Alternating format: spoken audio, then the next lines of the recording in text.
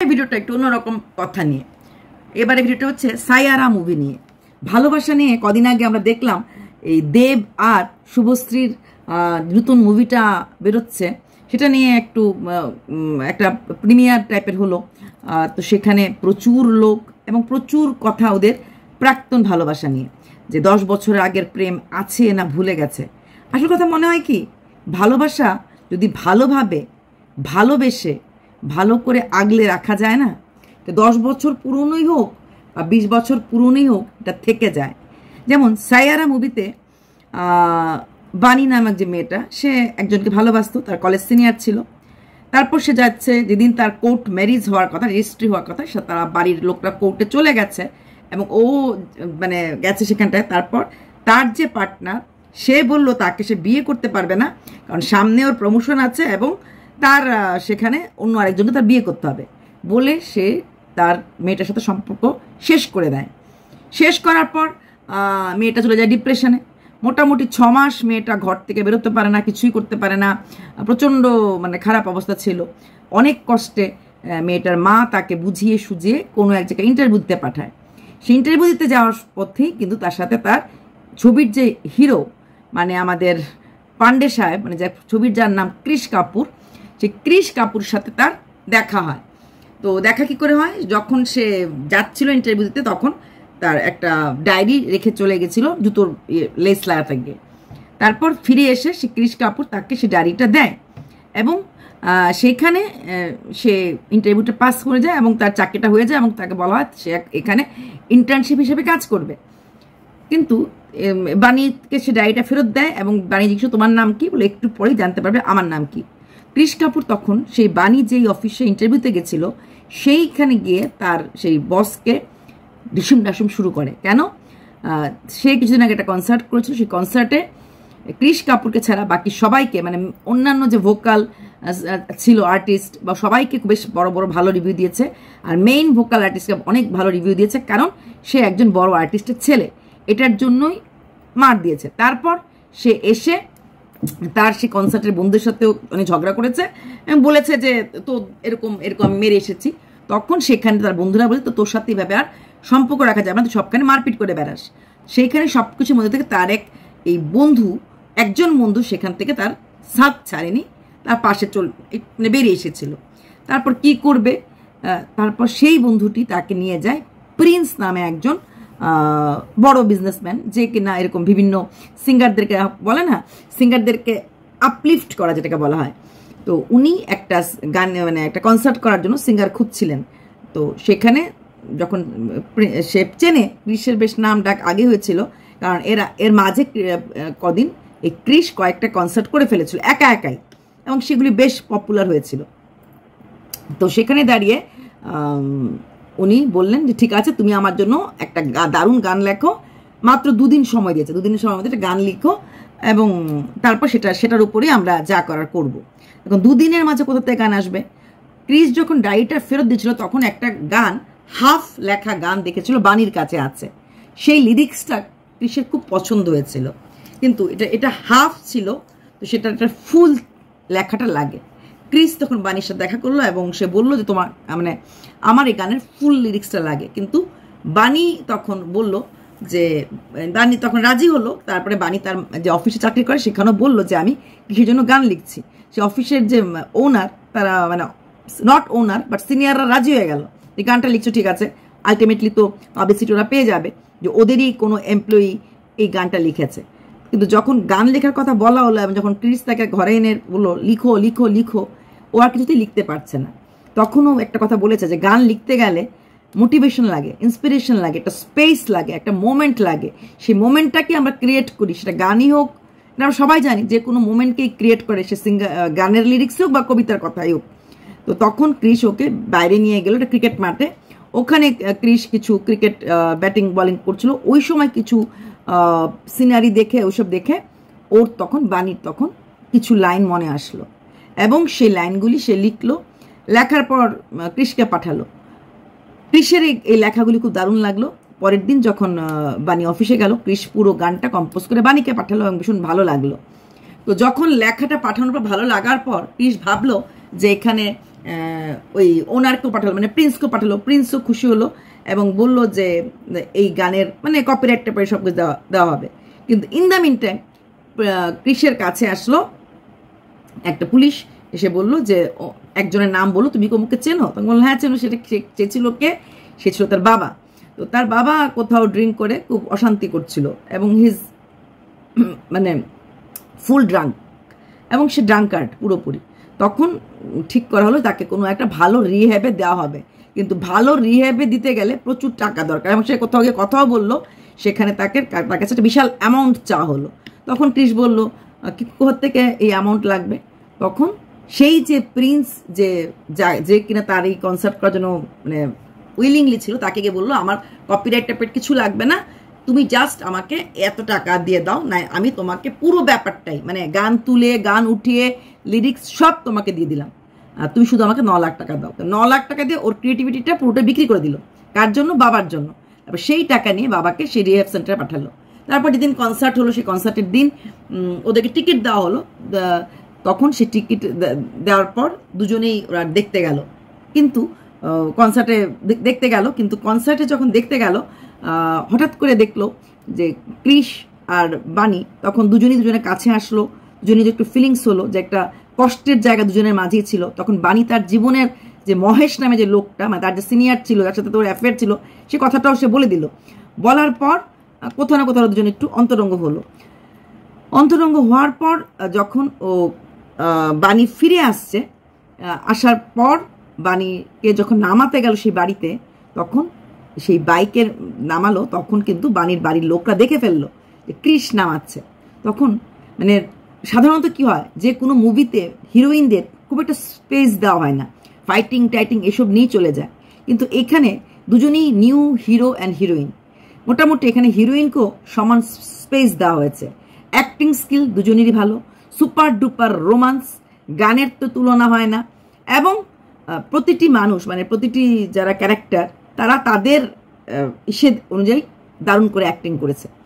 তো সেখানে যখন বাড়িতে, তখন ওর মা ওকে বলছিল যে একবার তোমাকে আমরা অসুস্থতা থেকে তুলেছি, তুমি 6 মাস ডিপ্রেশন ছিলে, এখন এই ছেলেটার সাথে তুমি ঘুরছো, এই ছেলেটা তোমাকে যখন ছেড়ে চলে যাবে তখন তুমি আবার ডিপ্রেশন চলে যাবে, আমরা কিন্তু তোমাকে আর দেখভাল করে রাখতে পারবো না।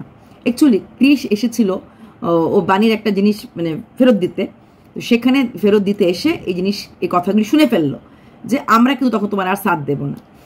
তারপর ক্রিস কথা শোনার পর চলে গেল, এবং নেক্সট দিন যখন বানি অফিসে গেল, গিয়ে দেখলো তার সেই প্রেমিক সেই মহেশ তার অফিসের হাফ মানে অর্ধেকটা ইসে হয়ে গেছে, কো ওনার হয়ে গেছে।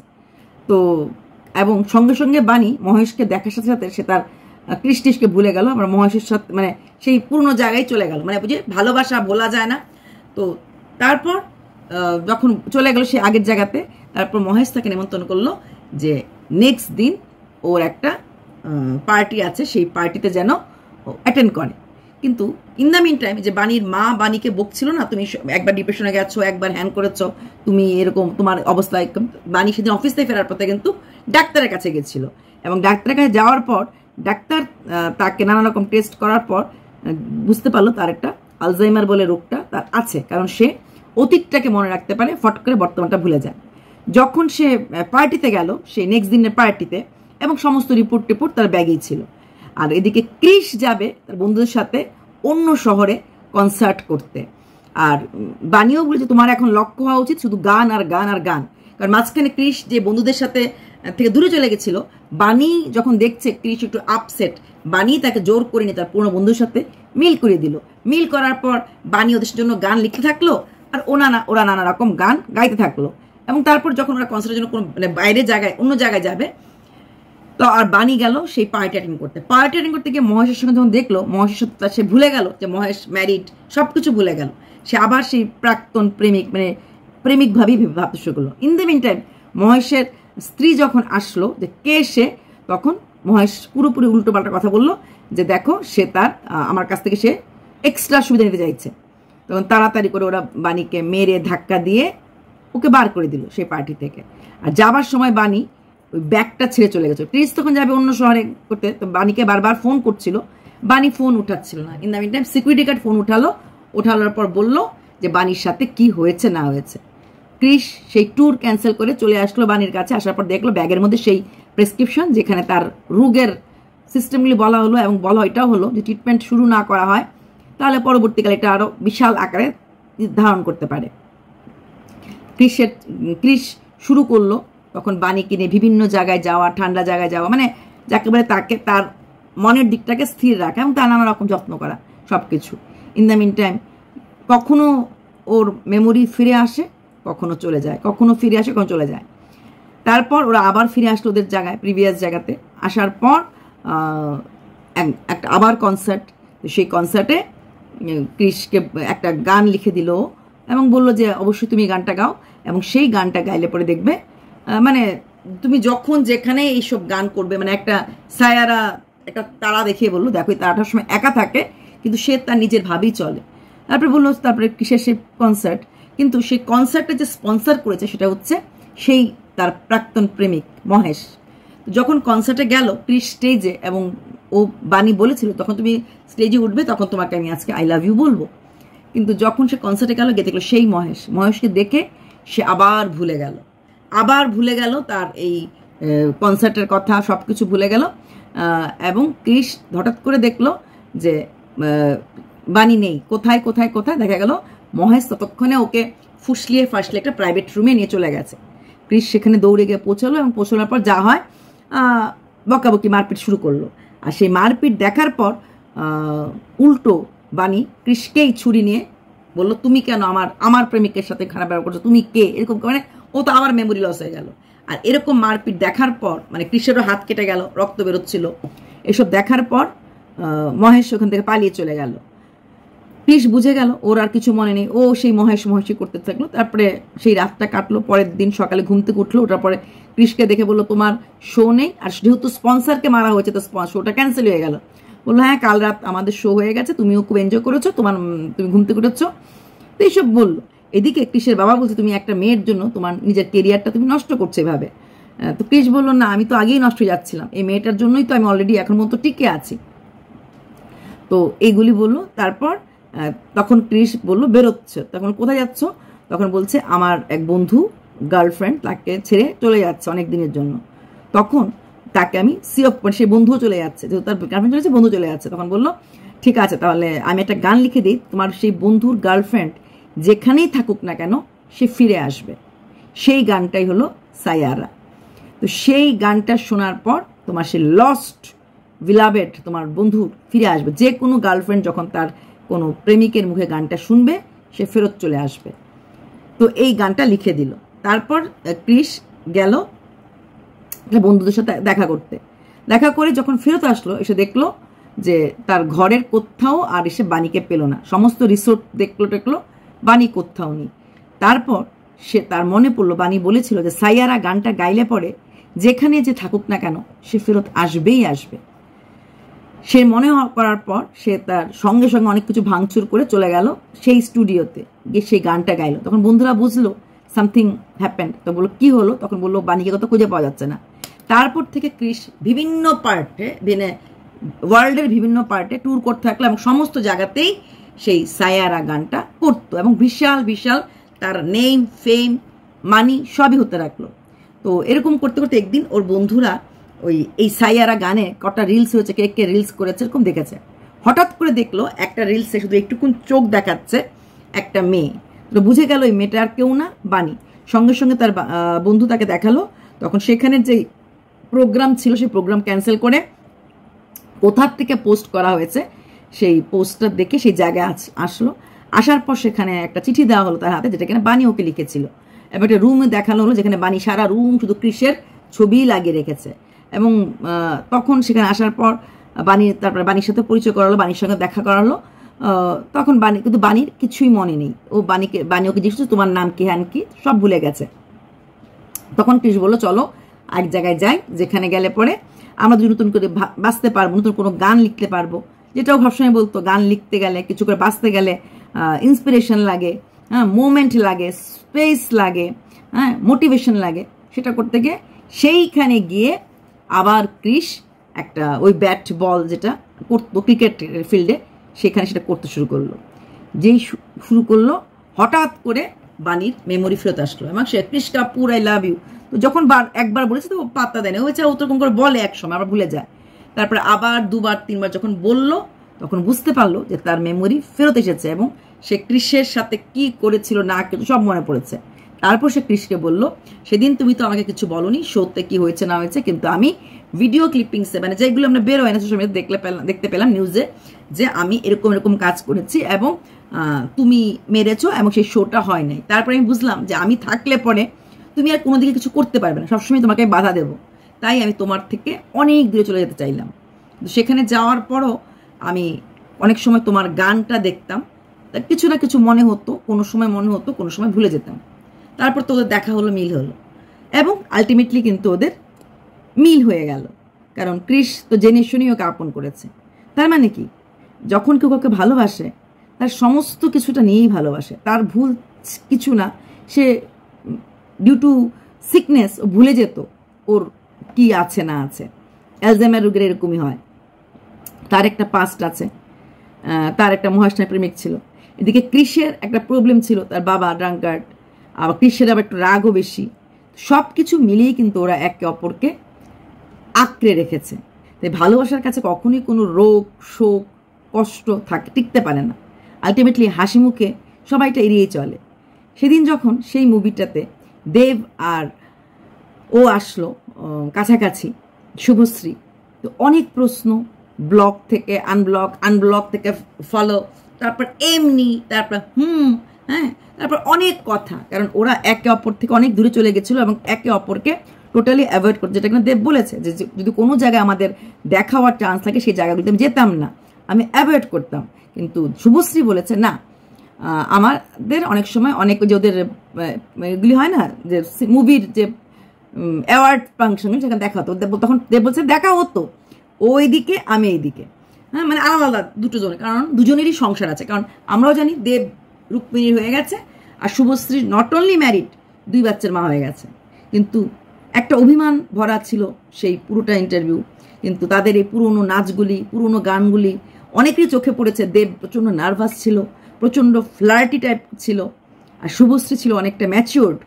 কিন্তু লাস্ট কথা যখন দেব বলছিল তুমি ভালো থেকো, শুধুমাত্র এই জন্মে না, আরও কামিং জন্ম, তখন ওর চোখের কোণে জল দেখা গেছে। মানে এই যে মোমেন্টটা যে আমরা আরও একসাথে মুভি করতে চাই, হ্যাঁ, কোথাও না কোথাও একটা অভিমানটা এটা বিশাল বিশাল হয়েছিল, সেটা কিন্তু গলতে শুরু করলো, আর এই মুভিটার জন্যই হয়তো গলতে পেরেছে। তারপর ওদের যেই জায়গাগুলিতে অনেক কথা ওরা এড়িয়ে গেছে, দুজনেরই সংসার আছে বারবার বলছিল, কিন্তু সংসার থাকা সত্ত্বেও কিন্তু যখন যখন ফ্লার্ট করতে ইচ্ছে হচ্ছে দেব কিন্তু ফ্লার্ট করে দিয়েছে। যখন বলেছে, শুভশ্রী বলছিল যে আমি বর্ধমান থেকে আসলাম, আসার পরে ভেবে মুভিতে চান্স পেলাম, চান্স পাওয়ার পর এত ভালো ভালো মুভি করতে সুযোগ পেলাম, দেব উঠে বলে তারপর তুমি দেবকে পেলে, তারপর যেমন সন্তান সন্তান সন্তান, সেই সন্তানের একটা শুভশ্রীটা হাসি দিয়েছিল এবং শুভশ্রী কথাটা বলল, একটা হাসি যদি গিয়ার চেঞ্জ করতে পারে তাহলে আমি এমন আরও অনেক অনেক হাসতে চাই, আমি চাই দেব অনেক বড় প্রডিউসার হোক। এটা কিন্তু একটা ভালোবাসার মানুষই ভালোবাসার অন্তর থেকে তার ভালোবাসার মানুষটাকে বলতে পারে যে আমি দোয়া করি, আমি প্রার্থনা করি, আমি চাই, আমি প্রে করি তুমি অনেক বড় হও। সেখানে কোথাও না কোথাও ভালোবাসা আবেগ ছিল। সেখানে এখন একটুখানি তো সে করাই হবে, স্পাইসি করাই হবে, কারণ 14 আগস্ট এই মুভিটা রিলিজ হতে চলেছে। তাই সবার মুখে দেব শুভশ্রী, কারণ একটা নাইটে, এবং দেব কথাটা বলেছেও, এই মুভিটার প্রমোশন মাত্র খুব কম হয়েছে, তাই আজকে রাত্রের মাঝে আমি পুরোটা নিয়ে নিতে চাই। তো তার জন্য যতটুকুন পারে সবাই দুজনে মিলেই ইয়ে করেছে, নাচা, কথা, শুভশ্রী মানে হাসি, হ্যাঁ। ওই দেবের সঙ্গে প্রথম কথা হয়েছে, দেব কি কথা, দেব বলেছে যখনই দেবের নাম আর ধূমকেতুর নাম সামনে আসছে তখনই শুভশ্রী কোথাও না কোথাও হাসতে ইয়ে হয়ে যাচ্ছে, সিরিয়াস হয়ে যাচ্ছে, হাসিটা মিসিং। মানে দেব চায় শুভশ্রী হাসুক, এটা কিন্তু অনেক ইনার মিনিং ছিল তুমি, কারণ শুভশ্রী চিরকালই খুব জোরে হাসতে ভালোবাসে, তাই তোমার ইনার মিনিং ছিল তুমি হাসিটাকে ছেড়ে দিও না, হাসিটাকে নিয়েই বাঁচো। যে প্রেমিক প্রেমিকারা দূরে চলে গেল বা কোনো কারণে আলাদা হয়ে গেল, কিন্তু মনের দিক থেকে আলাদা হতে পারে না। একটা ছিল রিয়েল লাইফ, হ্যাঁ, এই দেব শুভশ্রী ধূমকেতুর প্রিমিয়ারে। আর এটা ছিল এটা ছিল মুভি, সায়রা ছিল মুভি। দুটো জায়গাতেই কিন্তু ভালোবাসা সব কিছুকে জয় করে নিয়েছে, জয় করতে পেরেছে। হ্যাঁ, এমনি এই যে এমনি কথাটার মধ্যে আমার সাথে ফ্রেন্ডশিপ করবে, হ্যাঁ কেন এমনি। তারপর দেব লাস্টে কি বলেছে, তুমি কি আমার সাথে নাচবে? অফকোর্স। কোথাও না কোথাও একটা প্রাণ ছিল। আর দেব যে সেদিন কত খুশি ছিল, কত হাসি খুশি ছিল। শুভশ্রী অনেকটা মেপে ঝুঁকে চলছিল, কারণ তার একটা ব্যাপার ছিল, সে ম্যারিড হয়ে, দেবেরও আছে কমিটমেন্ট আছে, দেব ম্যারিড না কমিটমেন্ট আছে, কিন্তু শুভশ্রী অনেকটা মেপে যে ম্যাচুরিটি ছিল। আর দেব খুশিতে কি করবে বুঝতে পারছিল না। এবং দেবের বারবার দেব বলছিল এমন কোনো প্রশ্ন করো না ঘরে গিয়ে বাড়িতে ফিরে মারপিট হয়। আর শুভশ্রী বলেছিল আমার কোনো মারপিট হওয়ার ভয় নেই। দেব উঠে বলো হ্যাঁ কেন না, কি সুপারস্টার বলে কথা। শুভশ্রীর প্রোডাকশন হাউসে দেবকে দিয়ে কখনো নেবে কি না, তখন শুভশ্রী বললো আমি অ্যাফোর্ড করতে পারবো না, কারণ দেব এখন মেগাস্টার। দেব বলল তুমি নিয়ে আসো, তারপর আমি দেখবো টার্মস অ্যান্ড কন্ডিশন দেখে। হ্যাঁ, আর এখন তো আমি তো আমার কথা রেখেছি, অবশ্যই ওদের মধ্যে ছাড়াছাড়ি হয়ে যাওয়ার পরও কিন্তু দেব কথা দিয়েছিল শুভশ্রীকে, ওর করা প্রথম প্রোডাকশন হাউসে শুভশ্রীকেই নায়িকা করবে। সে নায়িকা করেছে এবং এই ধূমকেতু রিলিজও হলো। শুভশ্রী বলল, তখন যখন দেব বলল এখন তো আমি ওয়েট করছি কবে আসবে আমার পার্লারে। তাই এই ভালোবাসাগুলো আমরা বলি না হারিয়ে যায়, কলেজ লাইফেই থাকে আর থাকে না, বা মানুষ হারিয়ে যায় না। দেখো এত দূর চলে গেছে, এত আলাদা হয়ে গেছে, তারপরেও কিন্তু ভালোবাসাগুলি রয়ে গেল। এই ভিডিওটা একটু অন্যরকম, একটু অন্য ধাঁচের করলাম, জানি না কজনের ভাল লাগবে, কিন্তু আমার কিছু মনের কথা আমি দুটো জিনিসই দেখার পর মনে হলো একটু বলি, তাই বললাম। সারাক্ষণ তো কন্ট্রোভার্সি করি, একটু না কন্ট্রোভার্সি থেকে হাটকে ভিডিওই করলাম, অন্যরকম ভিডিও করলাম। চলো বাই, টেক কেয়ার।